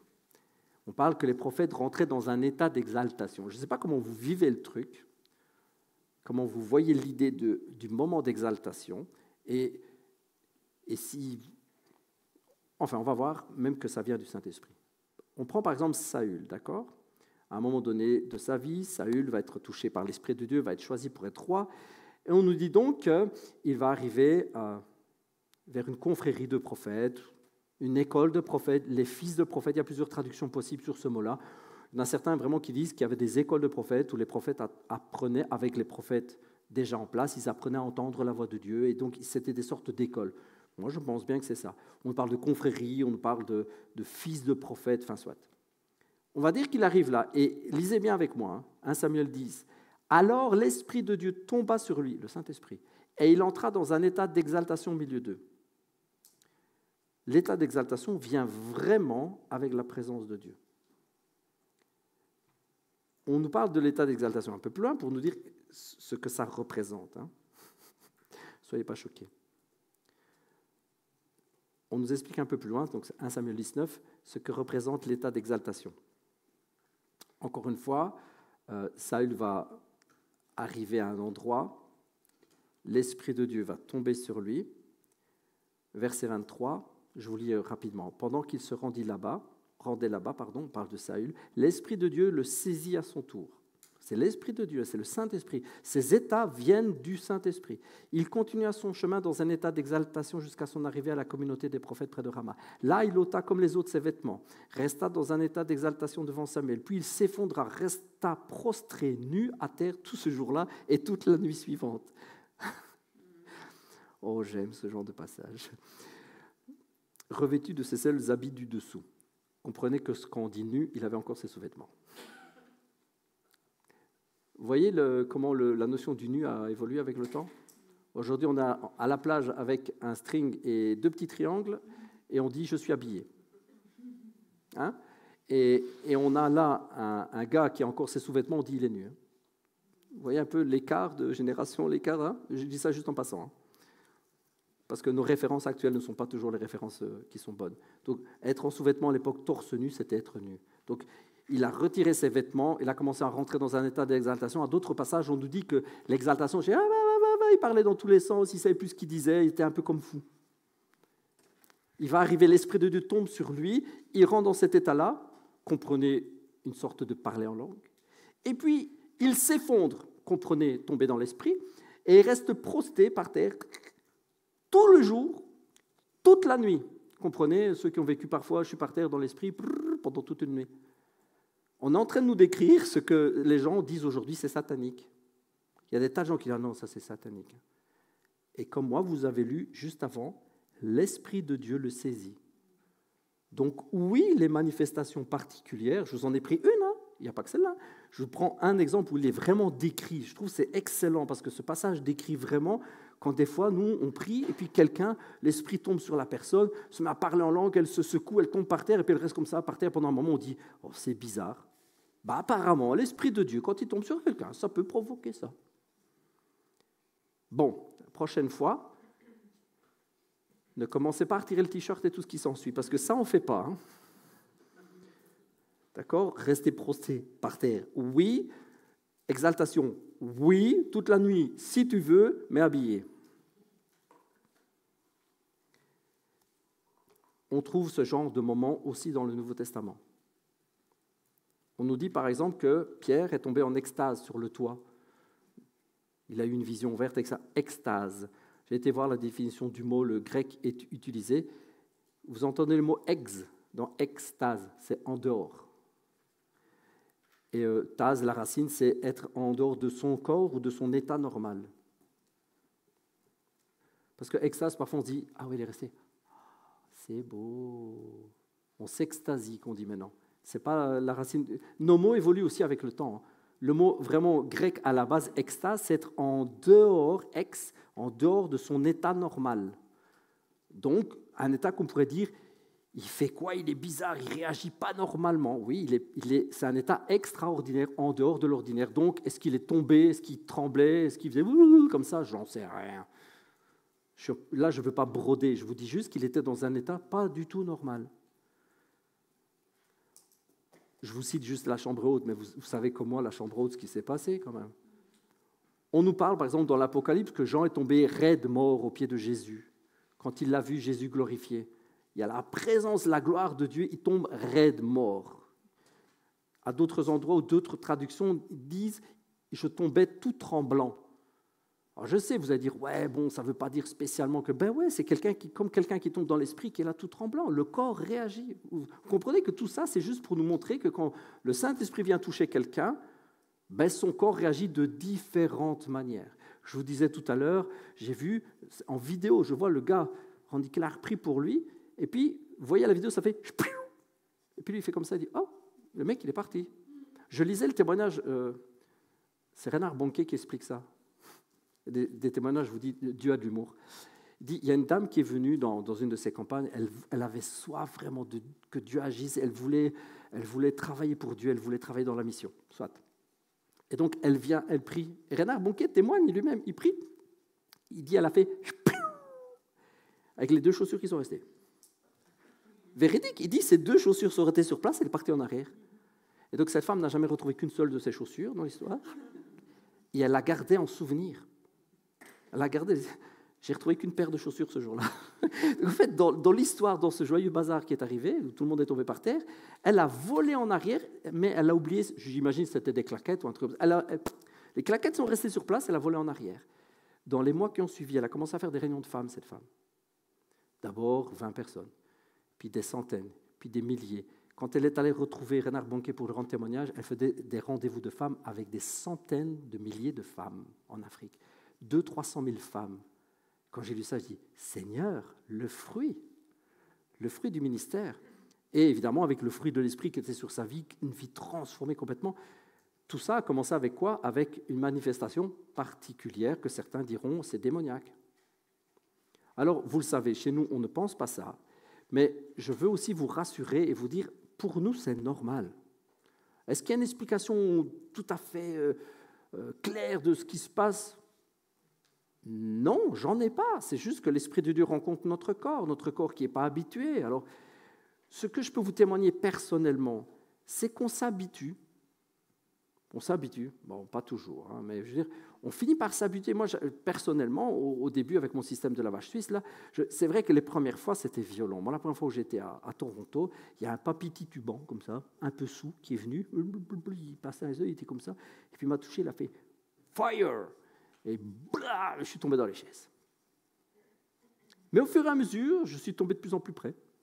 J'ai plus volé dans les chaises, puis je me suis effondré sur moi-même, puis je me suis mis à secouer, et puis, maintenant, il y a des tas de fois, waouh, ça fait comme ça, mais je tiens debout, parce qu'on s'habitue, notre corps s'habitue, tout simplement. Pourtant, je peux vous dire que je sens plus l'onction maintenant qu'au début de mon ministère, mais le corps s'habitue. Bon, ce qui m'a fait rire après et qui m'a un peu rassuré, c'est de voir que, apparemment, ça se transmet de père en fille, et que ma fille, elle vit le même truc. Alors je dis, bon, apparemment, c'est normal. Parce qu'il y a eu un moment quand même où j'ai demandé à Dieu, c'est normal ce que je vis? Je dis, parce qu'ok, on tombe, on tremble, mais je vois personne qui fait des secousses. Tu as l'impression que tu as branché un appareil à abdos. Tu sais, pour faire les abdos tout seul, tu appuies ce bouton, ça fait puis tu as des tablettes de chocolat. En plus, nous, ça ne nous fait même pas des tablettes de chocolat, en plus, ça ne marche même pas. Mais j'ai jamais vécu, j'ai jamais vu, j'ai jamais entendu des gens qui ont des sortes de secousses. J'en ai vu, mais qui vivent comme moi, un truc, tu es par terre pendant une demi-heure et tu ne sais pas te relever. Et puis quand j'ai vu ma fille vivre ça, j'ai dit, oh, ça va. Puis j'ai vu Amédéo qui vivait ça, j'ai dit, oh, ça va, alors c'est rassurant, apparemment ça se transmet. Donc je voudrais être rassurant sur le fait, on finit par s'habituer, la présence de Dieu est là, puis notre corps finit par s'habituer, mais il ne faut rien y voir de bizarre, de malsain. Dieu veut faire ça, il le fait, Dieu te jette à terre, il te jette à terre. Des expériences particulières, on en a dans l'Ancien Testament, on en a plein dans le Nouveau, et on ne doit pas se casser la tête avec ça. Je pense même qu'on ne doit pas les rechercher. On ne doit pas rechercher de manifestations particulières. Mais on doit les accueillir. Dieu veut faire ça. Il veut le faire. On en trouve tout le long de l'histoire aussi de l'Église. Il y a des traces dans l'histoire. Il y a plein d'exemples dans l'histoire. Donc je vous disais, le cessationnisme, il est assez jeune, dans le XVIIe siècle. Il y a toujours eu des opposants, il y a toujours eu des fervents charismatiques, il y a toujours eu les deux. Je lisais, moi, dans les années précédentes, j'ai lu pas mal de bouquins sur les réveils. J'ai lu un bouquin très intéressant de Randy Clark qui s'appelle « There is more », il y a plus, c'est une brique. Je pense que ça fait partie, mais je ne suis pas sûr, je pense que ça fait partie de son travail de mémoire en tant que docteur, qui est docteur ou professeur en théologie. Et il a fait tout un travail justement sur les réveils et sur l'action de l'esprit dans l'histoire. Et c'était hyper intéressant. Je ne pourrais pas vous citer tout, mais il a vraiment, lui, il a repéré dans l'histoire, donc il a fouillé, c'est un travail d'étude, donc c'est un travail très long. Il a repéré tous ces moments dans l'histoire où Dieu a agi. Et vous savez quoi? À chaque fois que le Saint-Esprit agit, il y a eu à chaque fois des manifestations comme ça. Et alors, on y met parfois des noms plus esthétiques, plus jolis, plus acceptables, pour que, quand on le lit, ça passe bien. Mais en fait, il trouve des histoires ou des récits où on dit que les gens avaient telle et telle réaction, tel et tel phénomène. On adoucit un petit peu, mais en fait, c'est tout le temps la même chose. Ce sont des gens qui tremblent, des gens qui tombent, des gens qui rigolent, des gens qui pleurent, des gens qui sont out pendant un jour, 2 jours. On trouve ça partout. Ces états d'exaltation, on trouve ça à plein de moments. Il y a même un mouvement qu'on appelait les Quakers, c'est ça? Vous savez d'où ça vient aux États-Unis, les Quakers? Les tremblants, on les appelait les tremblants. Marrant, hein, parce que quand ils priaient, ils tremblaient en présence de Dieu. Donc, et c'est vieux, les Quakers, c'est très, très, très vieux. Personnellement, je vais encore vous parler de la vieille Église. Aujourd'hui, vous en aurez parlé. Je me souviens d'une fois où c'était le moment où Dieu m'avait vraiment coincé dans un coin. Je savais qu'il fallait que je revienne à Dieu, donc je priais, je cherchais Dieu. Je passais ma soirée tout seul dans ma chambre. Je me souviens, le reste de la famille, ils étaient en bas ou ils regardaient un film. J'ai même fait des trucs bizarres. Je suis même monté sur le toit pour démonter l'antenne satellite. Je ne voulais plus que ma famille regarde la télé. Tu te souviens de ça ou pas? Tu te souviens pas? Ah, je me demande si tu n'étais pas déjà marié. La tête de papa, le jour où j'ai fait ça. Mais il n'a pas osé me gronder, en fait. Ah, je vous avoue, là, je vous donne du dossier. Vous savez, des fois, quand vous êtes retourné par le Saint-Esprit, quand Dieu vous cale et dit « Maintenant, tu me sers », vous faites des trucs qu'il ne faut pas faire. Donc, je suis monté sur le toit. J'ai pris les clés de mon père. J'ai démonté l'antenne satellite, je l'ai cachée. Je vois encore la tête de mon père qui allume la télé. Moi, je disais rien. Et puis, il est monté, il dit « Elle est où l'antenne? Qu'est-ce qui s'est passé ?» On ne devrait pas regarder la télé, c'est pas bien. C'est qui ce mec? C'est ton fils. Moi, je trouve qu'on devrait prier, lire la Bible. Il m'a regardé, il m'a dit, mais il ne m'a pas grondé parce que, quelque part, vous comprenez qu'il savait au fond de son cœur que c'est vrai. Mais ça ne se passe pas comme ça. Comprenez bien, je ne vais pas passer chez vous, couper le câble de télédistribution. Il a remonté, mais il ne m'a pas grondé. Il a remonté et je me souviens, je voyais sur son visage du genre, t'as raison, gamin, on devrait. Et moi, c'était le genre de soirée, j'ai lu ma Bible, je pense. Sur quelques mois, je l'ai lu 3 fois. Je peux vous dire, je lisais la Bible des heures, même jusqu'au bout de la nuit. Je lisais ma Bible, je ne faisais plus que ça. Si Dieu ne m'avait pas un peu changé, je serais devenu une sorte d'ermite extrémiste, une sorte de bazar qu'il ne faut pas croiser dans la rue. J'avais ce désir qu'on serve Dieu, un truc de fou. Enfin, donc j'étais monté, démonté, ça se dit en français, j'étais monté, démonté l'antenne. Mais c'était cette période où je voulais qu'on serve Dieu. Donc je reviens à mon histoire, je voulais servir Dieu, je cherchais, je lisais, et il m'arrivait des tas de fois, quand je priais, je tremblais. Mais à cette époque-là, personne ne m'avait dit que c'était l'Esprit de Dieu. Donc moi, des fois, je prie, je me mettais à trembler, puis je me dis, qu'est-ce qui se passe? Et un jour, j'en ai parlé à ma mère. Je ne sais même plus dans quelles circonstances. Et elle m'a dit, c'est vrai, mais tu sais qu'au début de ma conversion, j'avais ça aussi. Pour vous dire que, après, la religion fait que... Au début, j'avais ça aussi. Et j'étais allé trouver le pasteur et je lui avais dit, pasteur, il y a un truc bizarre qui se passe. Des fois, quand je prie à la maison, je me mets à trembler. Elle le fait encore. Comme ça. C'est ma maman d'amour.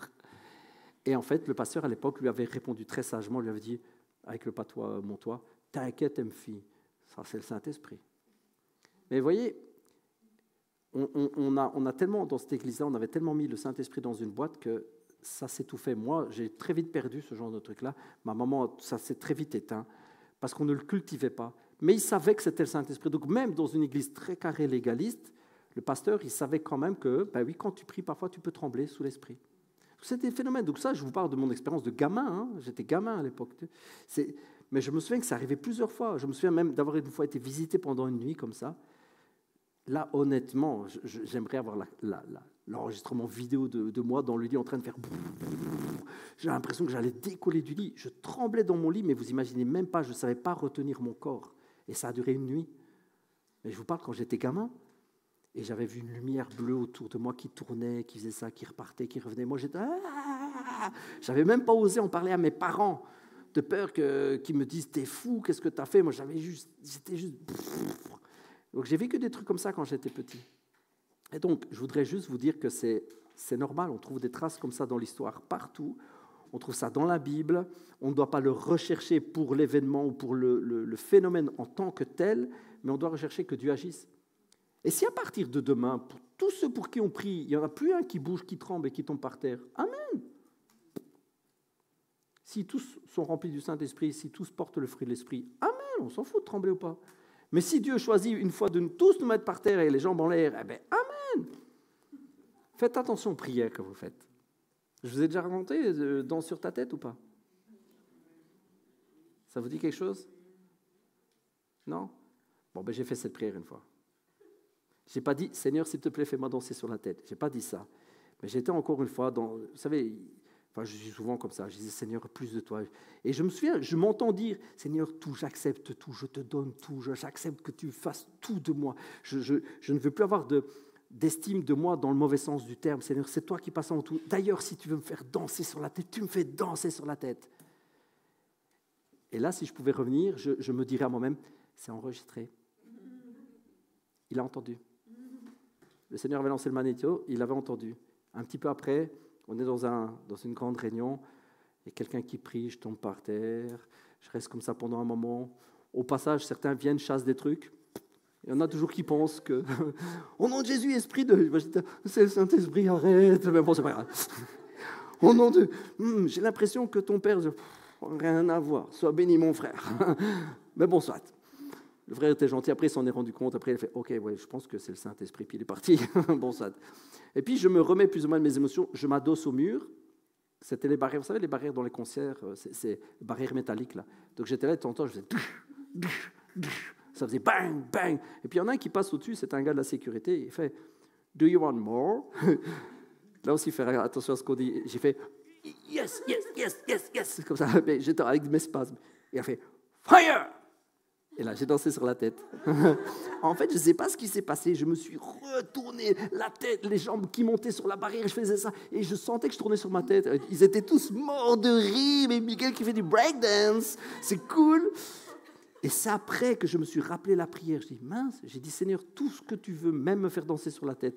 Je ne dis pas que danser sur la tête était important. Comprenez le sens de ce que je suis en train de dire. Ce n'est pas important.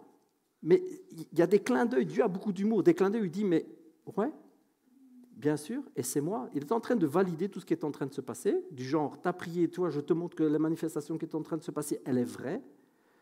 Et regarde, trait d'humour, tu m'as dit que tu voulais danser sur la tête, eh bien, gamin, danse sur la tête si tu veux. C'est un truc de fou. Tout ça, encore une fois, pour vous dire, n'ayez pas peur de laisser Dieu agir, des manifestations. J'entends encore une petite jeune fille qui me disait « Je ne voulais pas de spasme, je n'ai pas demandé ça. » Laisse filer. Il Il faut accepter, il faut laisser Dieu faire. Il faut laisser Dieu faire. S'il y a des manifestations particulières, il ne faut pas en avoir peur, il faut les laisser. OK? Ça a été aussi utilisé par Dieu. Je termine avec ça parce qu'il est 3 heures. Ça va être trop long. Ouais, je voulais faire des exercices en plus. Blablabla. Oui, juste terminer pour dire, en tout cas, très important, ça fait partie d'ailleurs de notre confession de foi, aucune manifestation, aussi glorieuse soit-elle, aussi extraordinaire soit-elle, n'est à placer au-dessus de ce qui est écrit, n'est à placer au-dessus de ce que Dieu dit, n'est à placer au-dessus de la révélation de Jésus. On est OK avec les révélations, mais il faut toujours garder à l'esprit que ces manifestations-là ne sont jamais au-dessus de la parole. Je le dis parce que, à vouloir les dons, à vouloir que Dieu se manifeste, on pourrait presque chercher ça plutôt que le reste. On doit être équilibré. Dieu veut, avec toutes ces choses-là, rétablir une relation avec nous changer. Mais la réconciliation, la repentance, la délivrance, le pardon, le salut, c'est toujours le point central. Et on ne doit jamais placer une expérience particulière, une manifestation particulière, au-dessus de la révélation simple, directe de la croix de Jésus. Je le dis parce qu'on vient de parler des dons, mais n'oubliez jamais que ce n'est pas ça le principal. On doit demander les dons, on doit demander que Dieu agisse, on doit demander des dons de service, tout ça pour que l'amour de Jésus puisse être manifesté, parce qu'en fait, c'est ça le but. OK ? Voilà, je vais terminer juste en vous disant ça. Est-ce qu'on a quand même le temps ? Est-ce que vous êtes partant ou pas pour un exercice pratique ou pas ? Il est 3 heures. Hein ?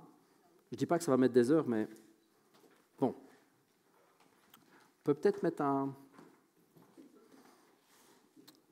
peu de musique chrétienne, douce. J'avais à cœur deux exercices principaux, simples.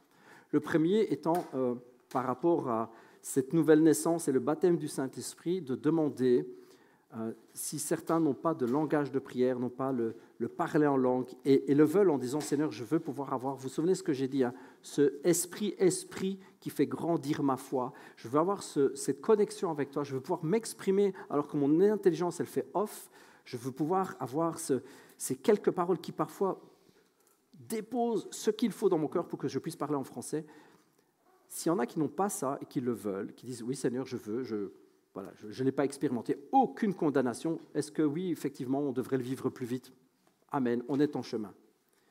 Donc le premier exercice, je voudrais, si l'un ou l'autre voudrait qu'on prie pour ça, on va prier pour ça. On est ensemble, on va profiter qu'on est beaucoup, on va profiter qu'on est plusieurs, on va profiter que le Saint-Esprit est là avec nous et on va prier pour ça. Est-ce que certains, ne soyez pas gênés de le dire, est-ce que certains n'ont pas le parler en langue et voudraient le manifester plus facilement, plus clairement ? Est-ce que certains veulent qu'on prie pour ça ?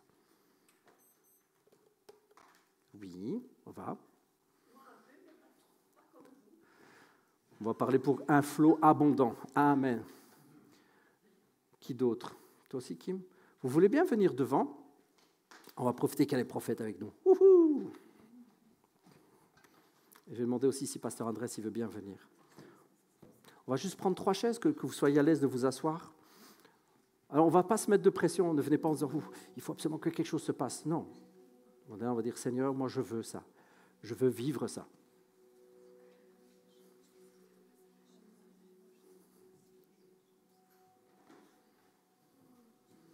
Il ne faut pas se mettre de pression.